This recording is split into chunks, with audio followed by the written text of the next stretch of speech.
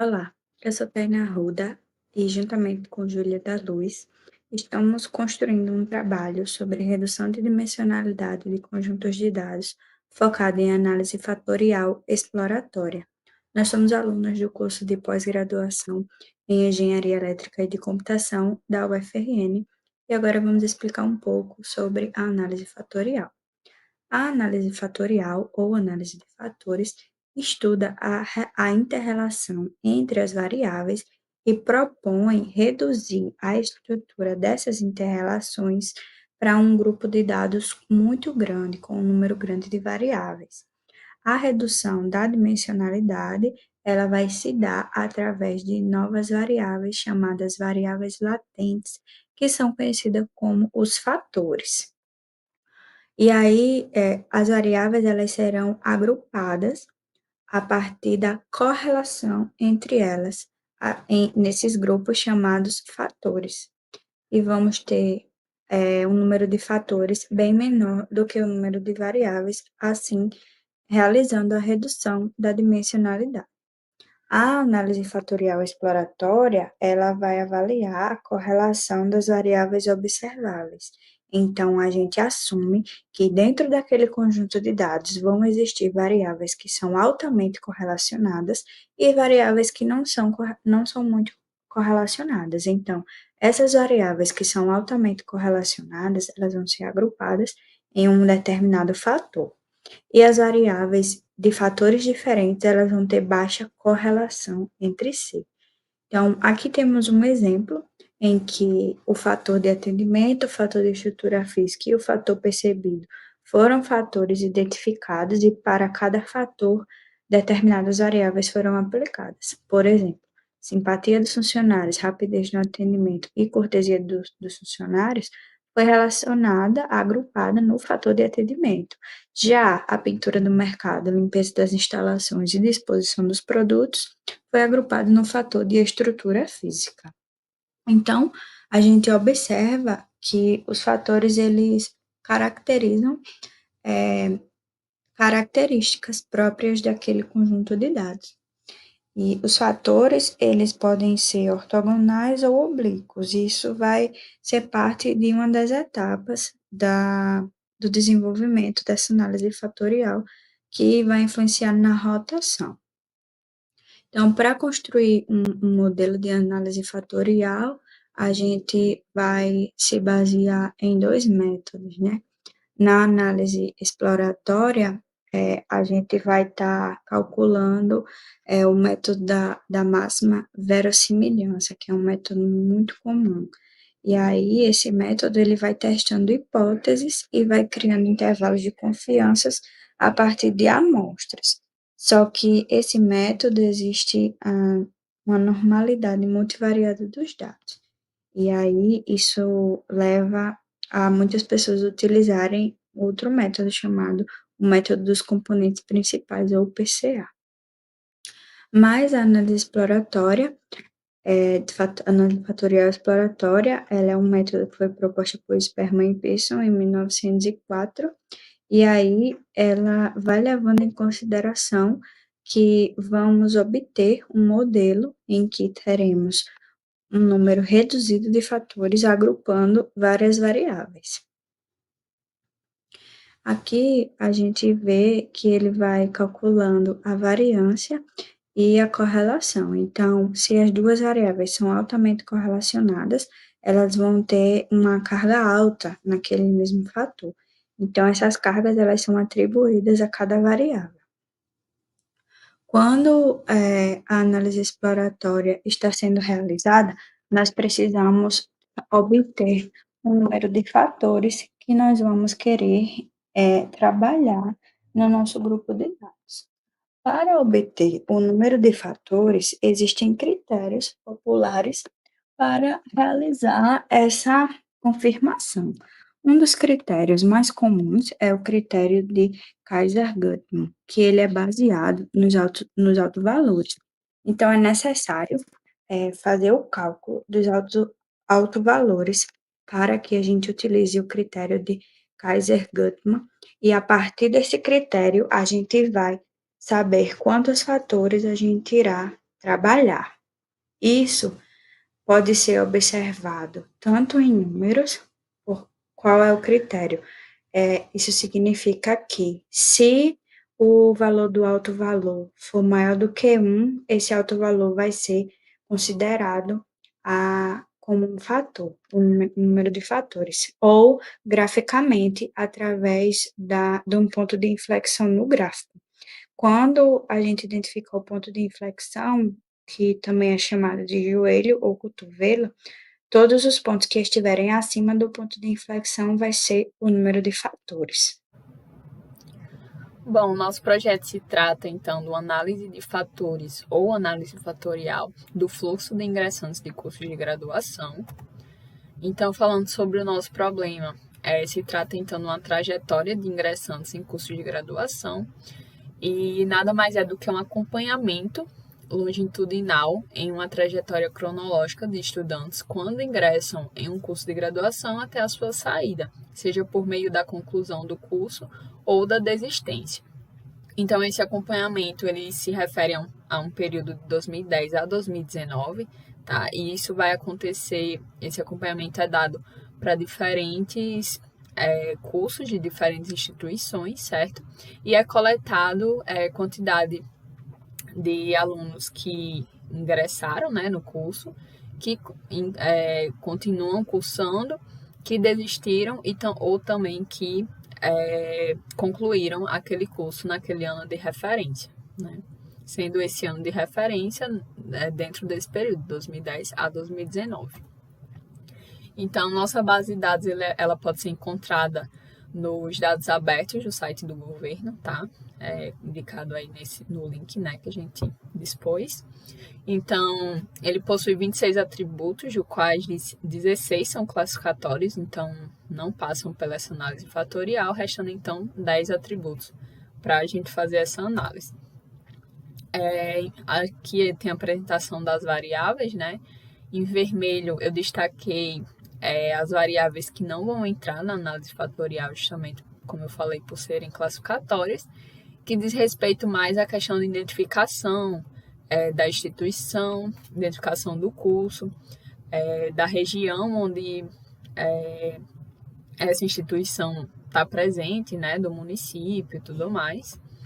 E, finalmente, aí em verde são as variáveis que a gente vai trabalhar na nossa análise fatorial, né, que abrange, então, o ano de referência do vínculo do ingressante, o prazo mínimo de integralização do curso de graduação em anos, tá? Ano previsto de integralização do aluno no curso, o prazo máximo de integralização do curso de graduação, tá? O ano máximo de acompanhamento da situação do vínculo do aluno, a quantidade o número de ingressantes do curso naquele ano, o número de estudantes que permaneceram no curso, o número de estudantes que concluíram o curso e o número de estudantes que desistiram do curso e, por fim, o número de estudantes que faleceram naquele ano de referência. Nosso trabalho sobre redução de dimensionalidade com análise de fatores utiliza o conjunto de dados de indicadores de fluxo da educação superior, que, a partir das informações coletadas pelo Ciência da Educação Superior, através de análise do comportamento, através de um acompanhamento da trajetória dos estudantes, desde quando eles ingressam até a sua saída, constrói indicadores nessa base de dados que proporciona diferentes análises. Pode-se analisar a eficiência de cada curso, pode-se analisar a trajetória do aluno, e pode-se criar novos parâmetros a partir desses parâmetros que já existem na base de dados. Então, esses indicadores, eles têm como unidade de análise o curso de graduação e abrangem três dimensões principais do estudante. Em relação ao curso, a permanência no curso de ingresso, que são estudantes que eles têm um vinculativo com o curso que eles ingressaram, a desistência do curso de ingresso, que são estudantes que encerraram o vínculo com o curso que eles ingressaram, e a conclusão do curso de ingresso, que são estudantes que já concluíram o curso que ingressaram. Então, a gente pegou dados a partir de 2010 até 2019. E esse conjunto de dados, ele contém algumas colunas, algumas variáveis, 26 colunas, e a partir dessas colunas, a gente vai poder trabalhar a análise de fatores, fazendo a redução da dimensionalidade desse conjunto. Inicialmente, foram definidos os atributos classificatórios para a gente trabalhar corretamente com esse conjunto de dados. Em seguida, foi definidos os atributos que vão entrar na análise fatorial. Então, a gente já aqui, a partir do nosso critério dos tipos de dados que a gente observou que existem nesse conjunto de dados, a gente já definiu os atributos que vão entrar na análise fatorial. Para iniciar a análise fatorial, a gente analisou essa estrutura de dados através da identificação das variáveis mais representativas, selecionando elas, e a gente tem o objetivo de minimizar esse número de variáveis a serem incluídas, montar a matriz de correlação e ver os critérios para determinar a extração dos fatores iniciais. Então, para a gente determinar o número e a natureza dos fatores, a gente utilizou o critério de Kaiser-Guttman, onde cada fator ele representa um alto valor que se refere à variância total das variáveis explicadas por esse fator. Então, para a gente escolher se aquele alto valor ele vai ser levado em consideração para aquela variável, então a gente vai escolher os altos valores que são maiores do que 1. Para confirmar isso, a gente também faz análise gráfica, fazendo a plotagem e observando onde ocorre o ponto de inflexão nesse gráfico, ou o chamado cotovelo ou joelho do gráfico, pegando a quantidade de pontos acima desse ponto de inflexão. Também fazemos a rotação das cargas fatoriais obtidas por meio da matriz após a análise. E então entramos na redução do conjunto de dados, agrupando essas variáveis em fatores e fazendo a interpretação dos dados a partir desse agrupamento que será feito, né? A partir dessas diferenças nas cargas fatoriais, cada variável vão ser agrupadas em um fator. Para cada fator vão estar variáveis que são altamente correlacionadas entre si. Então, para iniciar, a gente utilizou o Factor Analyzer. O número de fatores a gente colocou 2 e a rotação Varimax. Aqui a gente fez o fit do conjunto de dados e obteve os altos valores. A gente vê aqui que o maior alto valor é esse, 3,949, e a partir aqui do terceiro alto valor, nós já temos um valor muito próximo de 1, 1,04. Então, isso já nos indica aqui que o número de fatores que nós vamos obter serão 2. Aqui, fazendo uma análise gráfica, a gente plotou aqui e a gente pôde perceber exatamente que o ponto de inflexão, ele fica aqui no terceiro alto valor. Então, o que está acima ou antes do ponto de inflexão são 2 pontos, então, 2 altos-valores e é o que vamos trabalhar, que será o nosso número de fatores, 2 fatores. Então, quando a gente observou a correlação entre os dados, a gente viu que para o fator 1, a gente teve o prazo de integralização, o ano de integralização, o prazo de acompanhamento e o ano máximo de acompanhamento com números muito próximos de 1. Então, isso indica que eles fazem parte do fator 1, porque esse score ele está alto aqui para o fator 1. Já no fator 2, a gente observa a quantidade de ingressantes, de permanência e de desistência. Então, a gente vê que essas variáveis pertencem ao fator 2. Então, observando aqui, a gente vê que o prazo de integralização, ano de integralização e o prazo de acompanhamento estão em um fator, a quantidade de ingressantes, de permanência e de desistência estão em outra. Então, essas variáveis do fator 1, elas estão relacionadas ao tempo, ao prazo, né? E isso é determinante para verificar a trajetória do estudante, se essa trajetória ela vai ser regular ou irregular. Um aluno com trajetória regular, ele vai ser casos que o aluno tem o vinculativo a partir do ano que ele ingressa e ele continua com esse vinculativo até o encerramento do seu curso, da sua trajetória no curso em um determinado ano, T mais N, por exemplo. Sem ocorrência de alteração para aquele ano de ingresso. E no fator 2, a gente vê que ele está ligado ao fluxo de estudantes, né?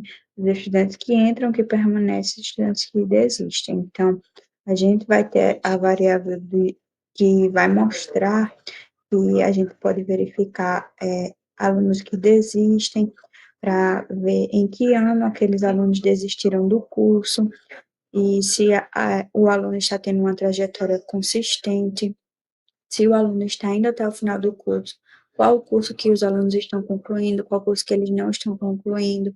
E tem fatores que podem ser obtidos a partir desses números, que são a taxa de permanência e a taxa de desistência, por exemplo, que isso nós temos no documento do censo, como calcular. Então, esse fator, ele vai mostrar esse fluxo nos alunos, né? Então, ele vai ficar sempre muito completo quando a gente adiciona também a quantidade de concluintes nesse fator, que também está presente aqui com score que pode ser considerado para esse fator. Então, agregando tudo isso, a gente pode calcular algumas taxas, como a taxa de sucesso e taxa de conclusão, e observar, fazer predições, fazer regressões sobre a trajetória daquele aluno e sobre uma situação do aluno, se ele que ele vai concluir, em que ano ele vai concluir, se a trajetória dele vai ser regular ou não. Então, aqui a gente continuou observando mais sobre os fatores, plotando aqui a gente viu que, de fato, o prazo de integralização, ano de integralização e prazo de acompanhamento, assim como o ano máximo de acompanhamento, estão no primeiro fator, e a quantidade de ingressantes, quantidade de permanentes e quantidade de existência no segundo fator. Aqui a gente está observando a variância de cada fator dividido, depois da rotação, né, da variância, dividido pelo total da variância. Isso aqui dá o percentual desse fator para a variável total dos dados. Então, a gente vê que o primeiro fator nos dá 54% e o segundo fator 25%, né, como mostrado aqui. Então, a gente colocando as novas variáveis, né, fator 1 e fator 2, que estão representando os scores dos fatores no dataset, a gente adiciona essas variáveis aqui no nosso conjunto de dados, vocês podem observar aqui, fator 1 e fator 2. Para concluir, então, vamos fazer uma breve resumo aqui do que a gente trabalhou. Então, a gente utilizou da redução de dimensionalidade através da análise de fatores, né, dos quais, na base de dados que a gente trabalhou, né, 10 atributos, a gente conseguiu resumir em apenas 2 fatores. O fator 1 a gente denominou, então, de tempo, o fator 2 a gente denominou de fluxo de alunos, ou por que não desempenho, né, já que a questão de quantidade de alunos que permanecem no curso, que desistem e que concluem aquele curso diz muito sobre o desempenho. E como a gente chegou nessa conclusão de utilizar 2 fatores? A gente fez análise gráfica, né? Justamente pela análise da questão do joelho, né? A gente observa esse joelho no terceiro ponto. Então, a quantidade de pontos acima daquele joelho corresponde à quantidade de fatores que a gente vai utilizar aqui na nossa análise de fatores. Também existe a análise dos altos valores, né? A gente observa, então, um alto valor aí de 3,94, um de 2,29 e o terceiro já muito próximo de 1, que é desconsiderado. Então, essa quantidade de número de altos valores que é considerado, né, 2, indica justamente o uso de 2 fatores para a nossa análise fatorial. E como a gente agrupou cada variável para cada fator, né? Justamente analisando, né, a questão das cargas para cada fator. A gente observa aí para o fator 1 que as cargas das variáveis prazo de integralização, ano de integralização, prazo de acompanhamento e ano máximo de acompanhamento estão muito próximas a 1. Isso significa que essas variáveis correspondem àquele grupo daquele fator. Tá? Então, quanto maior essa carga, indica justamente que ela é pertencente àquele fator. Para o fator 2, a gente observou que a quantidade ingressante, quantidade de permanência e quantidade de desistência corresponde, então, ao fator 2, por terem cargas altas, né, para esse fator específico. Então, resumindo, né, para o fator tempo, a gente observou, então, que prazo de integralização, que é o prazo mínimo de integralização, o ano de integralização, que é o ano previsto de integralização, o prazo de acompanhamento, que é o prazo máximo de integralização, e o ano máximo de acompanhamento, que é o ano máximo de acompanhamento da situação do vínculo do aluno, correspondem ao primeiro fator, que a gente denominou o fator tempo. Já o segundo grupo, correspondente ao fator fluxo de alunos ou, né, fator desempenho, agrupa então aí a quantidade de ingressantes, que é o número de estudantes que ingressaram no curso naquele ano de referência, a quantidade de permanência, que corresponde ao número de estudantes que permaneceram no curso de graduação naquele ano, e a quantidade de desistência, que é o número de estudantes que desistiram do curso de graduação naquele ano de referência. Então, aí, resumindo, esses foram os nossos resultados.